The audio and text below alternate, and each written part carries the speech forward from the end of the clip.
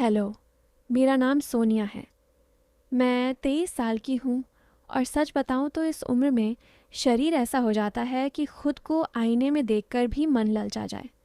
मेरी कमर पतली है, कूल्हे थोड़े भरे भरे और चलते वक्त वो लय ऐसी आती है कि लोग पीछे मुड़कर देखते हैं। मेरे बाल लंबे हैं, काले, और जब मैं उन्हें खोलकर छत पर खड़ी होती हूँ तो हवा उन्हें उड़ाती है और मुझे लगता है जैसे कोई छू रहा हो। मेरी हंसी में एक मिठास है। लोग कहते हैं कि मेरी आवाज़ सुनकर दिल को सुकून मिलता है, लेकिन कुछ लोगों की आंखों में वो चमक आ जाती है जो कुछ और कहती है। मैं गांव की हूँ। हमारा गांव है भोला नगर, जहाँ खेत हरे भरे रहते हैं और शामें लंबी होती हैं।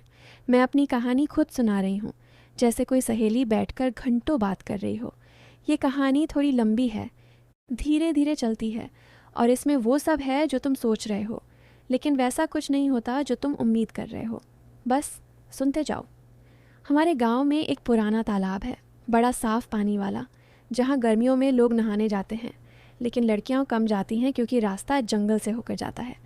मैं अक्सर शाम को वहाँ जाती थी, अकेले, क्योंकि मुझे उस शांति से प्यार है। पानी के किनारे बैठकर पैर लटकाकर रखती और सोचती रहती। एक शाम मैं वहीं थी, साड़ी का पल्लू हवा में उड़ रहा था। बाल गीले थे क्योंकि मैंने पैर पानी में डाले थे। तभी दूर से कोई आता दिखा, लंबा, गोरा, कंधे चौड़े और हाथ में एक कैमरा लटका हुआ। मैंने सोचा शायद कोई फोटोग्राफर है। वो पास आया और बोला, बहन जी, ये तालाब कितना सुंदर है, क्या मैं कुछ फ़ोटो ले सकता हूँ? मैंने ऊपर देखा, उसकी नज़र मेरे चेहरे पर थी, लेकिन थोड़ी देर के लिए नीचे भी गई। मैं मुस्कुराई और बोली, ले लीजिए, लेकिन सावधानी से, पानी गहरा है, कैमरा गिर गया तो निकालना मुश्किल होगा। वो हंसा। चिंता मत करो, मैं चीज़ों को अच्छे से पकड़ता हूँ। उसका नाम था विक्रम। वो शहर से आया था, कहता था कि वो वाइल्ड लाइफ फोटोग्राफी करता है और हमारे इलाके में तो कुछ दुर्लभ पक्षी देखने आए हैं, लेकिन उसकी नज़रें पक्षियों से ज़्यादा मेरी तरफ रहती थीं। वो रोज़ शाम को तालाब पर आता और मैं भी होती। हम बातें करने लगे। वो फ़ोटो लेता रहता, कभी पेड़ों की, कभी पानी की लहरों की, और कभी कहता, सोनिया, तुम इस तालाब के साथ कितनी अच्छी लगती हो, जैसे तुम्हारा ही हिस्सा हो। मैं हंसती। हिस्सा तो सबका है, लेकिन ज़्यादा गहराई में जाना खतरनाक होता है। वो करीब आकर बैठता, बोला, गहराई ही तो मज़ा देती है, ऊपरी सतह पर क्या रखा है। मैं कुछ नहीं कहती, बस मुस्कुरा देती। धीरे धीरे हमारी बातें लंबी होने लगीं। वो मुझे अपने कैमरे में फ़ोटो दिखाता, कहता, देखो ये सूर्यास्त कितना सुंदर है, लाल लाल, जैसे कोई गर्म हो रहा हो। मैं देखती और कहती, हाँ, लेकिन ज़्यादा देर देखोगे तो आंखें जल जाएंगी। वो हंसता और कहता, जलने में भी एक अलग मज़ा है ना। मैं विषय बदल देती। एक शाम वो बोला, सोनिया, तुम्हारे बाल कितने अच्छे हैं, क्या मैं एक फ़ोटो ले सकता हूँ? मैंने हामी भर दी, लेकिन वो कैमरा उठाकर मेरे पास आया, बालों को हाथ से थोड़ा सुलझाया और बोला, ऐसे और सुंदर लगेंगे। उसके हाथ मेरे बालों में थे। हवा चल रही थी और मुझे लगा जैसे कुछ होने वाला है, लेकिन वो सिर्फ फ़ोटो ली और पीछे हट गया। घर लौटकर मैं सोचती, ये लड़का क्या चाहता है।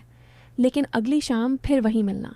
अब वो मुझे अपने शहर की बातें बताता, कहता कि वहाँ रातें कितनी रंगीन होती हैं, लाइटें चमकती हैं, लोग देर तक जागते हैं।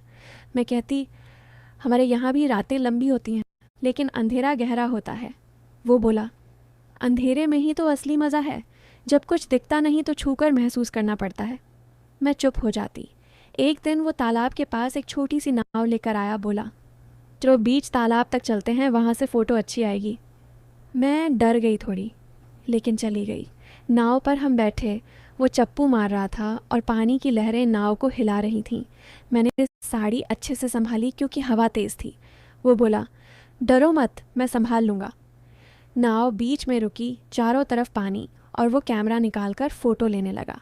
तभी एक तेज़ लहर आई, नाव हिली और मैं उसकी तरफ झुक गई। उसने मुझे हाथ से पकड़ा, बोला, संभल जाओ, गिर जाओगी।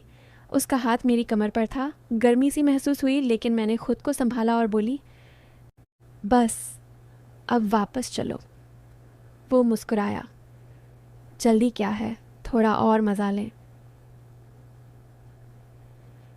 उसके बाद हमारी मुलाकातें और करीब होने लगीं। वो कभी मेरे घर के पास आता, माँ से मिलता, कहता कि सोनिया मुझे गांव घुमा रही है। माँ खुश होती लेकिन मुझे चेताती, शहर वाले चालाक होते हैं, दूर रहना। लेकिन मैं जाती रही। एक शाम तालाब पर बारिश शुरू हो गई, हल्की हल्की।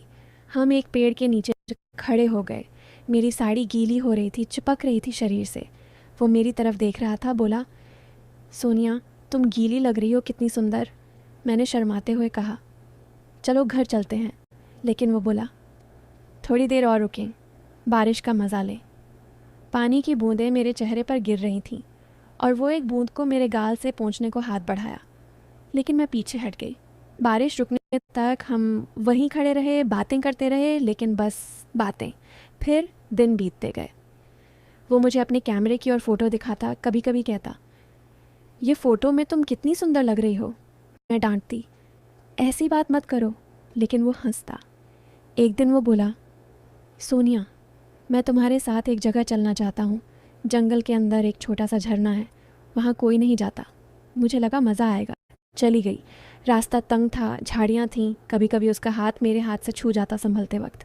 झरना बहुत सुंदर था, पानी ऊपर से गिर रहा था।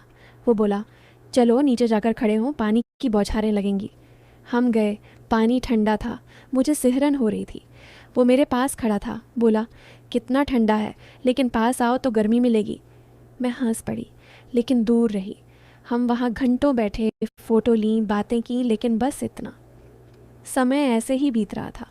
वो अब मेरे लिए छोटे छोटे गिफ्ट लाता, कभी फूल कभी चॉकलेट। कहता, ये तुम्हारे होठों जितनी मीठी है। मैं ले लेती, लेकिन कहती, मिठाई ज़्यादा खाओगे तो नुकसान होता है। एक शाम वो बहुत सीरियस होकर बोला, सोनिया मुझे तुमसे कुछ कहना है। मेरा दिल ज़ोरों से धड़कने लगा अब वो बात कहेगा जो मैं सोच रही हूँ। हम तालाब के किनारे बैठे थे, चाँद निकला हुआ था, पानी में चांदनी चमक रही थी। वो मेरे पास सरका, बोला, तुम्हारे साथ ये दिन कितने अच्छे बीते, लेकिन अब मुझे जाना है। मैं चौंकी, कहाँ? वो बोला, शहर वापस। मेरा प्रोजेक्ट ख़त्म हो गया, लेकिन उससे पहले एक सच बताना है। मैं रुक कर उसकी तरफ देखने लगी। वो बोला, सोनिया मैं कोई फ़ोटोग्राफ़र नहीं हूँ। मैं यहाँ तुम्हारे पापा के कहने पर आया था। तुम्हारे पापा और मेरे पापा पुराने दोस्त हैं। वो चिंता करते थे कि तुम अकेली बहुत घूमती हो, तालाब जंगल जाती हो, कहीं कुछ हो न जाए, तो उन्होंने मुझे भेजा कि तुम्हारी देखभाल करूँ छुपकर।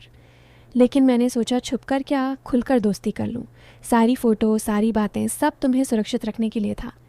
मैं तुम्हारा रक्षक था, कोई और नहीं। और अब मुझे खुशी है कि तुम इतनी समझदार हो कि किसी के बहकावे में नहीं आई। मैं पहले तो हैरान रह गई, फिर हंस पड़ी। बातें, सारे इशारे, सब एक बड़ा प्लान था मेरी सेफ्टी के लिए। वो जो छूना, पास आना, सब सिर्फ नाटक था कि मैं सतर्क रहूं। लेकिन असल में कभी कुछ गलत नहीं हुआ। अब विक्रम मेरा बड़ा भाई जैसा है। वो शहर गया, लेकिन अब भी फ़ोन करता है, पूछता है कि तालाब पर अकेले मत जाना।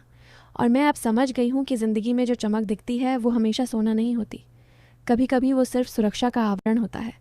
तो ये थी मेरी कहानी। जो लोग कुछ और सोच रहे थे वो निराश होंगे, लेकिन जो सच समझते हैं उन्हें अच्छी लगी ना।